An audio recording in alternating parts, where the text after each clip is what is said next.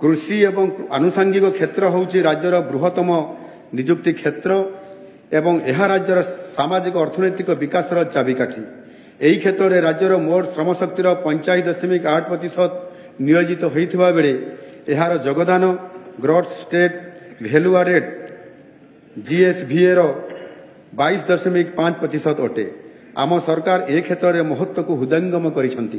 कृषि एवं आनुषंगिक क्षेत्र महत्व को उपलब्धि करी आम सरकार यही क्षेत्र पर यथेष्ट व्यय बरादर प्रस्ताव रखिंट।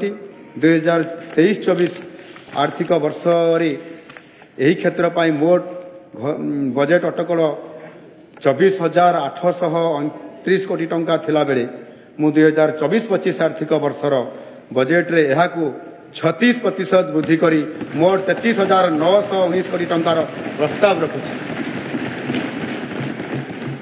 समस्तक पई समृद्धिर प्रतिश्रुति देउथबा एक सामग्रिक विकास ही आमर लक्ष्य।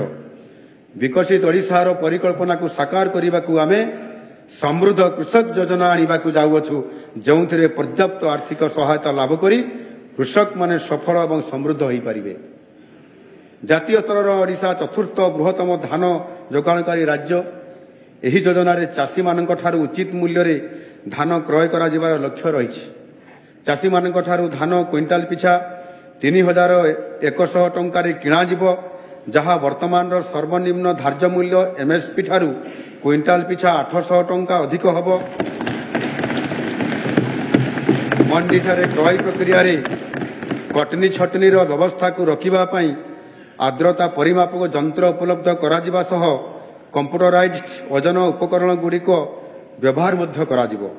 एही व्यवस्था द्वारा धान क्रय प्रक्रिया को सरल तथा क्रय समय रे उपजुथिबा त्रुटि को ह्रास करा जाई परिबो।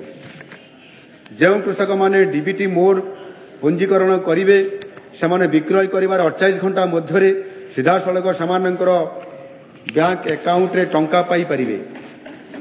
2024-25 आर्थिक वर्ष बजेट रे समृद्ध कृषक योजना अधीन रे आमे 5,000 कोटी टंकार प्रस्ताव रखिछु। माननीय बाचस्पति महोदया, आम सरकार एक अंतर्भुक्त एवं पोषणीय कृषि परिवर्तन को समर्थन करी कृषकों आय वृद्धि उपर गुरुत्व देउछंती। भारत सरकार निर्देशावली अनुजाई PM किसान योजना अधीन रे आर्थिक सहायता पाइबा पाई चाषी मानक नाम रे थिबा निजस्व जमीर परिमाण को आधार न करी राज्यर उभय ग्राम्य एवं सहरांचल चाषी मानक अंतर्भुक्त करिबा पाई आमे पदक्षेप ग्रहण करिछु। कृषक मानकर आय को आहुरी त्वरान्वित करिबा पाई आमे CM किसान योजना अधीन रे अतिरिक्त टॉपअप प्रदान करिबु। 2024-25 आर्थिक वर्ष पाई एही योजना रे 1,935 कोटी टंकार व्यय बराद करा जायछि। बाचस्पति महोदया, राज्य में शीतल भंडार प्रतिष्ठा पाई आमे प्रतिश्रुतिबद्ध। एही परिप्रेक्षी रे प्रस्तावित हस्तक्षेप गुड़ी को तर्जमा करी एक विस्तृत योजना कार्यकारी करिबा पाई अणु क्षुद्र और मध्यम उद्योग MSME समवाय शक्ति एवं कृषि और कृषक सशक्तिकरण विभाग मानकु नहीं एक कमिटी गठन करा जिवो। आमे प्रारंभिक पर्याय रे उपखंड स्तर रे शीतल भंडार स्थापन करने को योजना रखिछु एवं आगामी वर्ष मानकरे ब्लॉक स्तर रे मध्य एहाकु कार्यकारी करा जिवो। कृषक मानकर पई वन स्टॉप समाधान भाव रे कार्य करने निमंते आमे ब्लॉक स्तर रे कृषि समृद्धि केंद्र प्रतिष्ठा करिवु। विभिन्न योजना संपर्कित कृषि संबंधी सहायता, आर्थिक सेवा, फसल उत्पादन संबंधी योजना एवं उत्पाद क्रय विषय में समस्त सूचना जोगे देबा पई कृषि समृद्धि हेल्पलाइन आरंभ करा जिवो। श्री अन्न अभियान मिलेट जातीय फसलर उत्पादन एवं व्यवहार को वृद्धि करने सह ओडिशा को भारतर मिलेट हब रे परिणत करिवो। मु 2024-25 आर्थिक वर्ष बजेट रे श्री अन्न अभियान निमित्त 649 कोटी टंका व्यय बरादर प्रस्ताव रखुछि।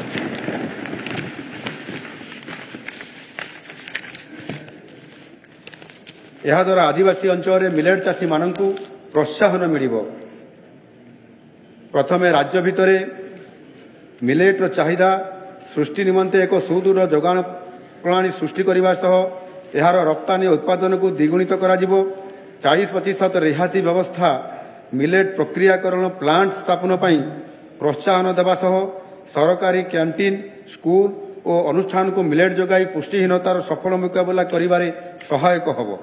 ଏହାଛଡ଼ା ଓଡ଼ିଶାରେ କପା ଉତ୍ପାଦନକୁ ପ୍ରୋତ୍ସାହିତ କରିବା ପାଇଁ କପା ଶିଳ୍ପର ସୁଦୃଢ଼ୀକରଣ ଓ ସ୍ଥାନୀୟ ମଣ୍ଡି ମାଧ୍ୟମରେ ଏହାର କ୍ରୟ ପ୍ରକ୍ରିୟାକୁ ସୁବ୍ୟବସ୍ଥିତ କରାଯିବ। କୃଷକମାନେ ପୋଷଣୀୟ ସ୍ତରରେ ଚାଷ କାର୍ଯ୍ୟ ଜାରି ରଖିବା ପାଇଁ ଫସଲ ବୀମା ଏକ ଗୁରୁତ୍ୱପୂର୍ଣ୍ଣ ସହାୟକ ବ୍ୟବସ୍ଥା ପାଲଟିଛି। କେନ୍ଦ୍ର, ରାଜ୍ୟ ତଥା ହିତାଧିକାରୀଙ୍କର ଅଂଶଧନ ମାଧ୍ୟମରେ କୃଷକମାନଙ୍କୁ ଫସଲ ବୀମା ଯୋଗାଇ ଦେବା ପାଇଁ ପ୍ରଧାନମନ୍ତ୍ରୀ ଫସଲ ବୀମା ଯୋଜନା PMFBY ଆମର ମାନନୀୟ ପ୍ରଧାନମନ୍ତ୍ରୀଙ୍କର ଏକ ଅଭିନବ ପଦକ୍ଷେପ। ଆହୁରି ମଧ୍ୟ ଚାଷୀଙ୍କ ଉପରେ ପଡ଼ୁଥିବା ଭାର ହ୍ରାସ କରିବାକୁ 2 ହେକ୍ଟର ପିଛା ଥିବା କୃଷକଙ୍କର ଅଂଶଧନର ପ୍ରିମିୟମ ରାଜ୍ୟ ସରକାର ବହନ କରୁଛନ୍ତି ଏବଂ ପ୍ରତି ଚାଷୀଙ୍କର ନାମ ଲେଖାକୁ ମାନ୍ୟତା ଦେବା ପାଇଁ ସେମାନଙ୍କଠାରୁ ଆବେଦନ ପିଛା ମାତ୍ର 1 ଟଙ୍କା ଟୋକନ ଆକାରରେ ଗ୍ରହଣ କରାଯାଉଛି। ପ୍ରଧାନମନ୍ତ୍ରୀ ଫସଲ ବୀମା ଯୋଜନା PMFBY ଅଧୀନରେ ଆମେ 100% କଭରେଜ ସୁନିଶ୍ଚିତ କରିବା ସହ ବନ୍ୟଜନ୍ତୁମାନଙ୍କର ଦ୍ୱାରା କ୍ଷତିଗ୍ରସ୍ତ ଫସଲର କ୍ଷତିପୂରଣକୁ ଏଥିରେ ଅନ୍ତର୍ଭୁକ୍ତ କରିବୁ। କୃଷକମାନଙ୍କର ଆୟ ଏବଂ ଜୀବିକା ହାନିରେ ଭରଣା ନିମନ୍ତେ ତ୍ୱରିତ ସହାୟତା ଓ ପର୍ଯ୍ୟାପ୍ତ କ୍ଷତିପୂରଣ ପ୍ରଦାନ ପାଇଁ ପ୍ରଧାନମନ୍ତ୍ରୀ ଫସଲ ବୀମା ଯୋଜନା ଅଧୀନରେ 600 କୋଟି ଟଙ୍କାର ପ୍ରସ୍ତାବ ରହିଛି। ଜୈବିକ ଚାଷକୁ ପ୍ରୋତ୍ସାହିତ କରିବା ପାଇଁ ଓଡ଼ିଶା ବଳଭଦ୍ର ଜୈବିକ ଚାଷ ମିଶନ ଆରମ୍ଭ କରାଯାଇଛି। ଏହି ମିଶନ ଅଧୀନରେ କନ୍ଧମାଳ ଏବଂ ସଇମାନ ଅଞ୍ଚଳ ମାଲକାନଗିରିରେ ସମ୍ପୂର୍ଣ୍ଣ ରାସାୟନିକ ମୁକ୍ତ ପ୍ରାକୃତିକ ଚାଷକୁ ପ୍ରୋତ୍ସାହିତ କରାଯିବ। ମୃତ୍ତିକା ଜୈବିକ ଅଙ୍ଗାରକ ବୃଦ୍ଧି ପାଇଁ ମୃତ୍ତିକା ସ୍ୱାସ୍ଥ୍ୟ ମିଶନ କାର୍ଯ୍ୟକାରୀ କରାଯିବ। ରାଜ୍ୟରେ ଝୋଟ ଏବଂ ବାଦାମ ଭଳି ଅବହେଳିତ ଫସଲର ଉତ୍ପାଦନ ଏବଂ ଏହାର ଉତ୍ପାଦକତା ବୃଦ୍ଧି ଦ୍ୱାରା ଫସଲର ବିବିଧକରଣ ଏବଂ କୃଷକଙ୍କର ଆୟ ବୃଦ୍ଧି ଆମର ଏକ ପ୍ରାଥମିକତା। ଏଥି ନିମନ୍ତେ ପର୍ଯ୍ୟାପ୍ତ ଅର୍ଥ ବ୍ୟବସ୍ଥା କରାଯିବ। ଅକ୍ଷୟ ଶକ୍ତି ସାହାଯ୍ୟରେ ଅଣୁ ଜଳସେଚନ ପାଇଁ କୃଷକମାନଙ୍କୁ ସଶକ୍ତ କରିବା ନିମନ୍ତେ ରାଜ୍ୟରେ PM କୁସୁମ ସମ୍ପୂର୍ଣ୍ଣ ରୂପେ କାର୍ଯ୍ୟକାରୀ କରାଯିବ।